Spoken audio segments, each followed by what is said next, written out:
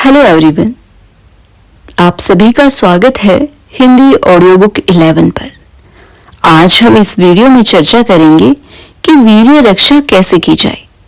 इससे पहले 2 वीडियो आ चुकी है, अगर आपने अभी तक नहीं देखी है तो उन्हें जरूर देखिएगा। तो वीर्य रक्षा के लिए सबसे पहला उपाय है सादा रहन सहन बनाए रखना।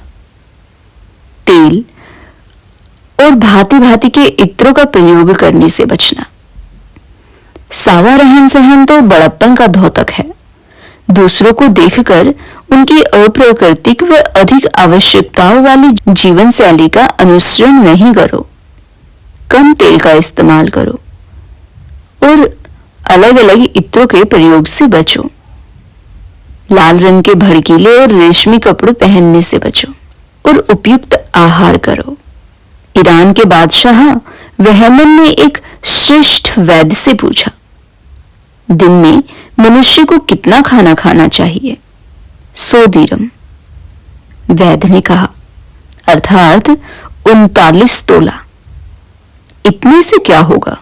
बादशाह ने फिर पूछा। वैद्य ने कहा, शरीर के पोषण के लिए इससे अधिक नहीं चाहिए। इससे अधिक जो कुछ खाया जाता है वह केवल बोझा ढोना है और आयुष्य खोना है। लोग स्वाद के लिए अपने पेट के साथ साथ बहुत अन्याय करते हैं, ठूस ठूस कर खाते हैं। यूरोप का एक बादशाह स्वादिष्ट पदार्थ खूब खाता था। बाद में औषधियों द्वारा उल्टी करके फिर से स्वाद लेने के लिए भोजन करता रहता था। वह बहुत जल्दी मर गया।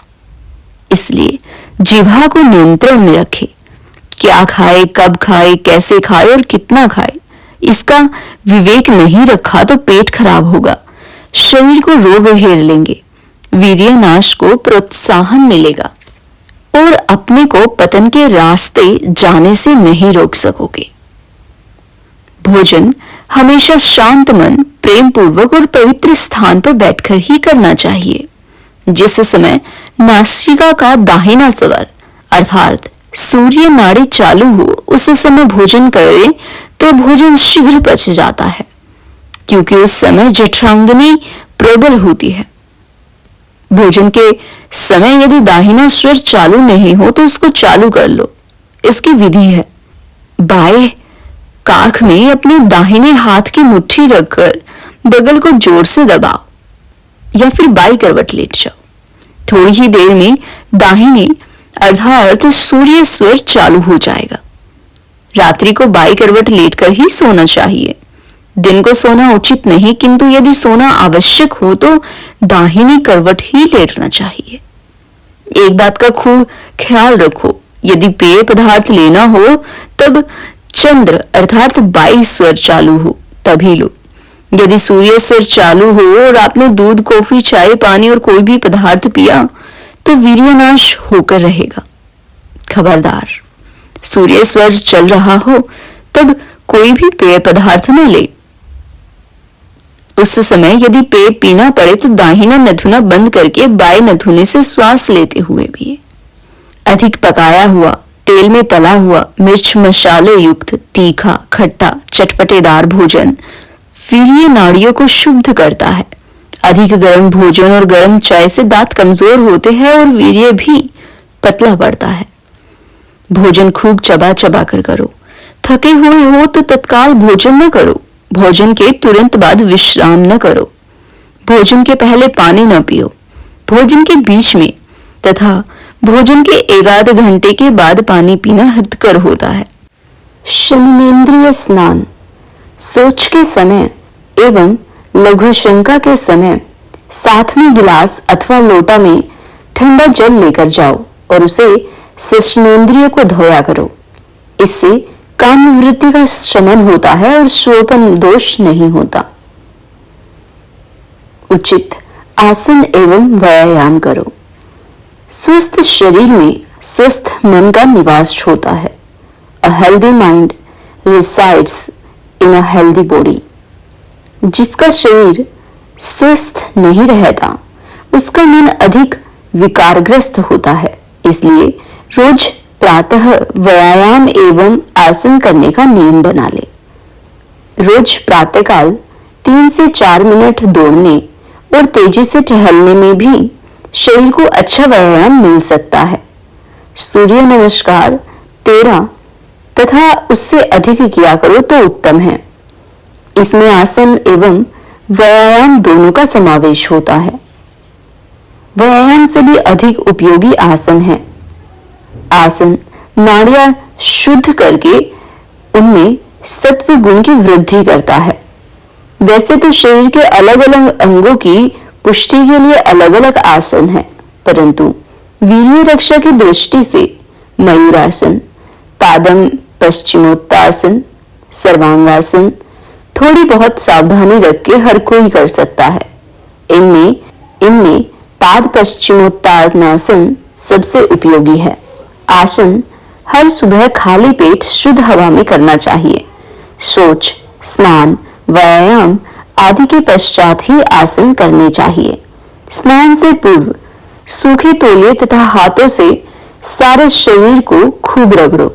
इस प्रकार के घर्षण से शरीर में एक प्रकार की विद्युत शक्ति उत्पन्न होती है जो शरीर के रोगों को नष्ट करती है। श्वास तीव्र गति से चलने पर शरीर में रक्त संचार ठीक रहता है और अंग प्रत्यंग के मल को निकालकर फेफड़ों में लाता है। फेफड़ों में उपस्थित शुद्ध वायु रक्त को साफ कर मल को अपने साथ बाहर निकाल ले जाती है। बचा खुचा मल पसीने के रूप में त्वचा के छिद्रों द्वारा बाहर निकल आता है। इस प्रकार शरीर पर घर्षण करने के बाद स्नान करना अधिक उपयोगी है, क्योंकि पसीने द्वारा बाहर निकला हुआ मल उससे धुल जाता है, त्वचा के छिद्र खुल जाते हैं और बदन में स्फूर्ति का संचार होता है। ब्रह्म मुहूर्त में उठना चाहिए। ब्रह्म मुहूर्त में उठो। 4, 4:30 बजे यानी ब्रह्म मुहूर्त में ही शैया का त्याग कर दो। जो लोग प्रातःकाल देरी तक सोते रहते हैं उनका जीवन निस्तेज हो जाता है। दुर्व्यसनों से दूर रहो। शराब एवं बीड़ी, सिगरेट, तंबाकू का सेवन मनुष्य की कारण वासना को बढ़ा देता है। नशीली वस्तुओं के सेवन से फेफड़े एवं हृदय कमजोर हो जाते हैं, सहन शक्ति घट जाती है और आयुष भी कम हो जाता है। अमेरिकन डॉक्टर्स ने खोज करके बताया है, नशीली वस्तुओं के सेवन से काम भाव उत्तेजित होने पर वीर्य पतला और कमजोर पड़ जाता है। सत्संग करो। जब जब चित्त में पतित विचार आवे तब तब तुरंत सचेत हो जाए और उस स्थान को छोड़कर किसी सत्संगमय वातावरण में पहुंच जाए जहां सत पुरुषों का सानिध्य मिले। वहां भी कामी विचार बिखर जाएंगे और आपका तन मन पवित्र हो जाएगा। अगर सत्पुरुषों का संग ना भी मिले तो YouTube पर किसी सत्संग को सुन सकते हैं। यदि ऐसा नहीं किया तो वे पतित विचार आपका पतन किए बिना नहीं छोड़ेंगे, क्योंकि जो मन में होता है देर सवेर उसी के अनुसार बाहर की क्रिया होती है। पानी का स्वभाव है नीचे की ओर बहना, वैसे ही मन का स्वभाव है पतन की ओर सुगमता से बढ़ना। मन हमेशा धोखा देता है, वह विषयों की ओर खींचता है, कुसंगति में सार दिखाता है, लेकिन यह पतन का रास्ता है। कुसंगति में कितना ही आकर्षण हो, मगर जिसके पीछे हो गम की कतारें, भूलकर उस खुशी से न खेले।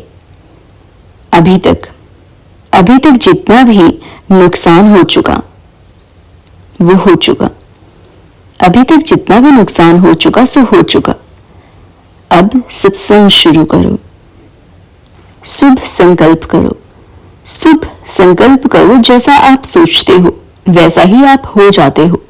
दृढ़ संकल्प करने से वीर्य रक्षण में मदद मिलती है और वीर्य रक्षण से संकल्प बल बढ़ता है। जैसा विश्वास और जैसे श्रद्धा होगी वैसा ही फल प्राप्त होगा।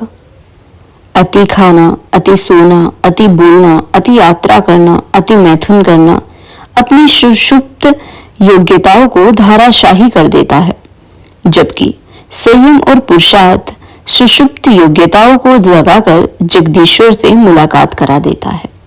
जैसा साहित्य हम पढ़ते हैं वैसा ही विचार मन के भीतर चलता है और उसी से हमारा सारा व्यवहार प्रभावित होता है। जो लोग कुत्सित, विकारी और कामोत्तेजक साहित्य पढ़ते हैं वे कभी ऊपर नहीं उठ पाते। उनका मन सदैव काम विषय के चिंतन में ही उलझा रहता है और इससे वे अपनी वीर्य रक्षा करने में असमर्थ रहते हैं। गंदे साहित्य कामुकता का भाव पैदा करते हैं। जितने भी महापुरुष हुए हैं उनके जीवन पर दृष्टिपात करो तो उन पर किसी न किसी सत साहित्य की छाप मिलेगी। अमेरिका के प्रसिद्ध लेखक इमर्सन के गुरु थोरो ब्रह्मचर्य का पालन करते थे।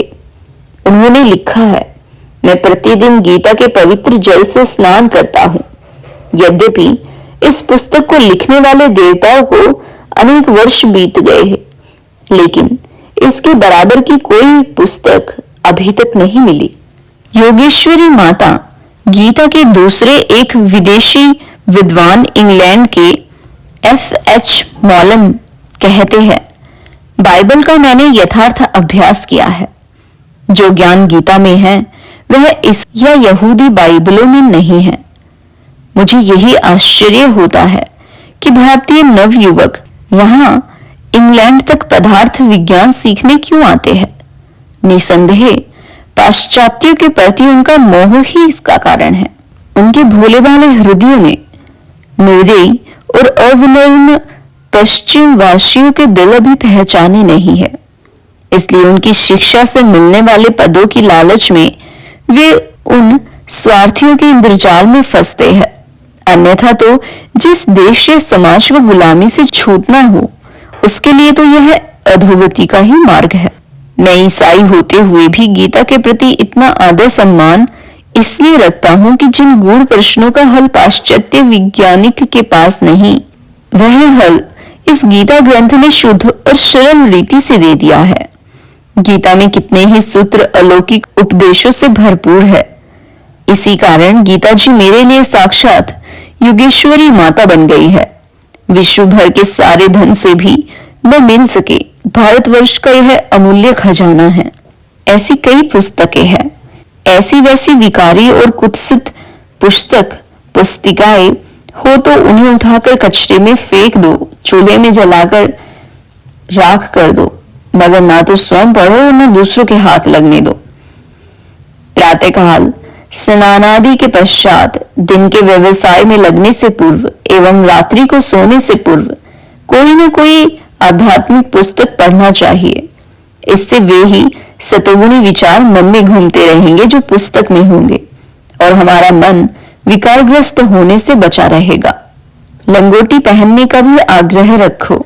इससे अंडकोश स्वस्थ रहेंगे और वीर्य रक्षण में मदद मिलेगी। वासना को भड़काने वाले नग्न एवं अश्लील पुस्तक पोस्टरों एवं चित्रों को देखने का आकर्षण छोड़ो। अश्लील शायरी और गाने भी जहां गाए जाए वहां न रुको। हेलो एवरीवन, आप सभी का स्वागत है हिंदी ऑडियो बुक 11 पर। आज हम इस वीडियो में चर्चा करेंगे कि वीर्य रक्षा कैसे की जाए।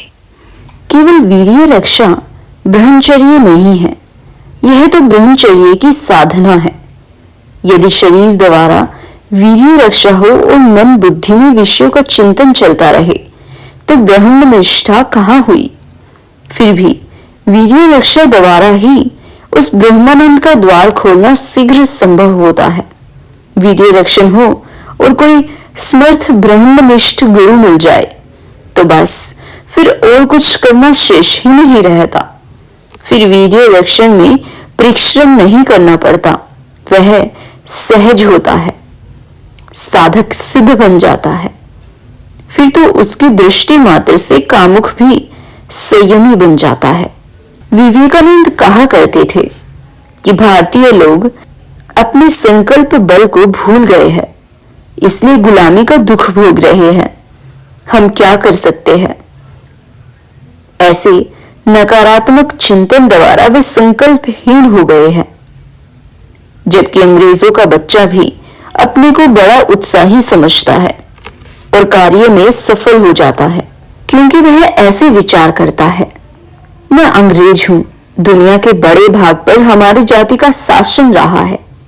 ऐसी गौरवपूर्ण जाति का अंग होते हुए मुझे कौन रोक सकता है सफल होने से? मैं क्या नहीं कर सकता? बस ऐसा विचार ही उसे सफलता दे देता है।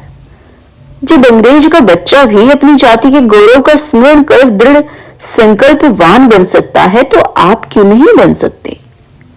मैं ऋषि मुनियों की संतान हूं।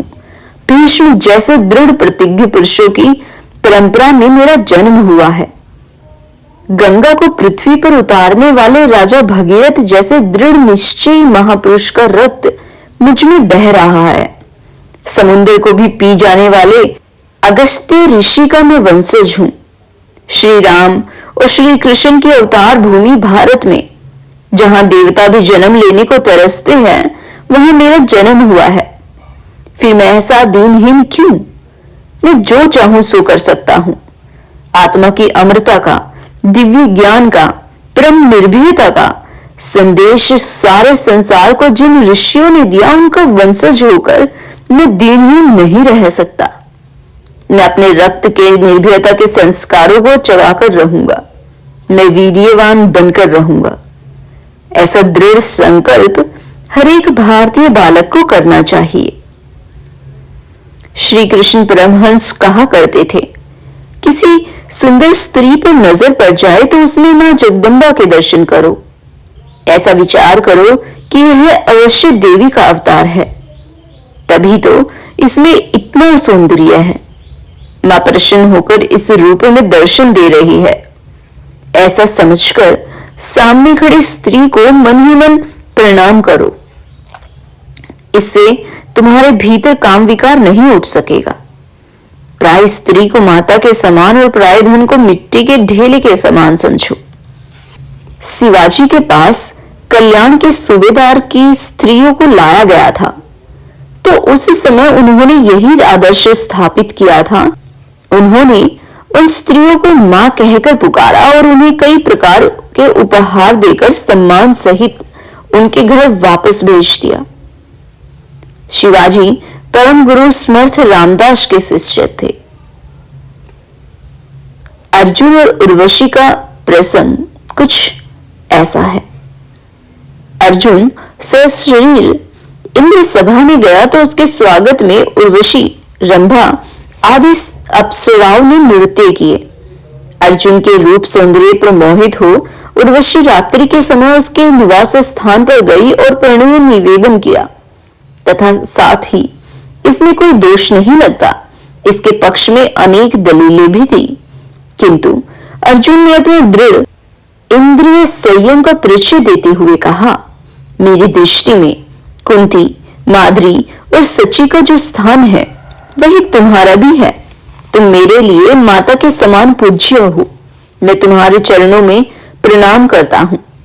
तुम अपना दुराग्रह छोड़कर लौट जाओ। इस पर उर्वशी ने क्रोधित होकर उसे नपुंसक होने का श्राप दे दिया। अर्जुन ने उर्वशी से शापित होना स्वीकार किया, परंतु संयम नहीं तोड़ा। जो अपने आदर्श से नहीं हटता, धैर्य और सहन शक्ति को अपने चरित्र का भूषण बनाता है, उसके लिए श्राप भी वरदान बन जाता है। अर्जुन के लिए भी ऐसा ही हुआ। जब इंद्र तक यह बात पहुंची तो उन्होंने अर्जुन को कहा, तुमने तो अपने इंद्र संयम के द्वारा ऋषियों को भी पराजित कर दिया। तुम जैसे पुत्र को पाकर कुंती वास्तव में श्रेष्ठ पुत्र वाली है। उर्वशी का श्राप तुम्हें वरदान सिद्ध होगा। भूतल पर वनवास के 13 वर्ष में तुम्हें अज्ञातवास करना पड़ेगा। उस समय यह सहायक होगा। उसके बाद तुम अपना पुरुषत्व फिर से प्राप्त कर लोगे। इंद्र के कथनानुसार अज्ञातवास के समय अर्जुन ने विराट के महल में नर्तक वेश में रहकर विराट की राजकुमारी को संगीत और नृत्य विद्या सिखाई थी, और इस प्रकार वह श्राप से मुक्त हुआ था।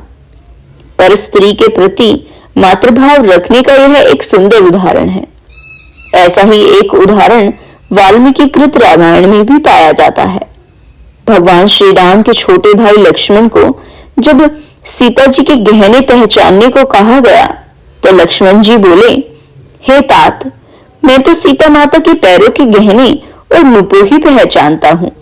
जो मुझे उनकी चरण वंदना के समय दृष्टिगोचर होते रहते थे। कयूर कुंडल आदि दूसरे गहने को मैं नहीं जानता। यह मातृभाव वाली दृष्टि ही इस बात का एक बहुत बड़ा उदाहरण था कि लक्ष्मण जी इतने काल तक ब्रह्मचर्य का पालन किए रह सके। तभी रावण पुत्र मेघनाद को, जिसे इंद्र भी नहीं हरा सका था, लक्ष्मण जी द्वारा हरा दिया गया। पवित्र मातृभाव द्वारा वीर्य रक्षण का यह अनुपम उदाहरण है जो ब्रह्मचर्य की महत्ता भी प्रकट करता है। भारतीय सभ्यता और संस्कृति में माता को इतना पवित्र स्थान दिया गया है कि यह मातृभाव मनुष्य को पतित होते होते बचा लेता है।